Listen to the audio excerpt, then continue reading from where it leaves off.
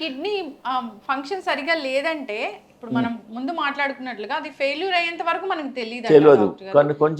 కొన్ని లక్షణాలు కనిపిస్తాయి. కొన్ని లక్షణాలు కనిపిస్తాయి. ఒక్కోసారి ఏంటంటే ఫేస్లో స్వెల్లింగ్ కనిపిస్తుంది, కాళ్ళలో వాపు కనిపిస్తుంది, టైట్నెస్ ఉంటుంది, లెథార్జిక్ ఉంటుంది, వామిటింగ్ సెన్సేషన్ ఉంటుంది, బాడీలో వాటర్ అక్యూములేషన్ అయిపోతుంది. All the symptoms. ఒక్కొక్కసారి ఏంటంటే సిమ్టమ్స్ ఉండవు, బట్ కిడ్నీ ఫెయిల్యూర్ ఉంటుంది. So kidney doesn't have the kidney function సరిగా చేయదు.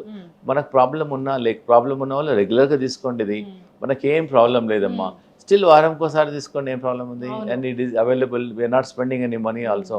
చాలా మంది మాకు USA patients, Germany patients pack చేసి తెప్పించుకుంటున్నారు. వాళ్ళకి ఏంటంటే ఆకులు దొరకవు అక్కడ. నీమ్ పౌడర్, ఈ పీపుల్ పౌడర్ పంపిస్తారు. Something better. ఇన్స్టెడ్ ఆఫ్ 100% ఇది వర్క్ 80%. సో మనం ఇండియాలో ఉండి మన పక్కనే ఉంది. మనం డాక్టర్కి వెళ్ళి హాస్పిటల్కి వెళ్ళి మందులు తీసుకొని డబ్బులు ఖర్చు పెట్టాలని లేదు కదా. జస్ట్ మన ఇంటి పక్కన ఉన్నదాని వైద్యాన్ని మనం తప్పకుండా ట్రై చేయాలి. నార్మల్ పేషెంట్ చూడ ఒక్కొక్క కాలంలో ఇంగ్లీష్ జమానా టైంలో దీన్ని గోల్డెన్ ట్రీ అనేవారు.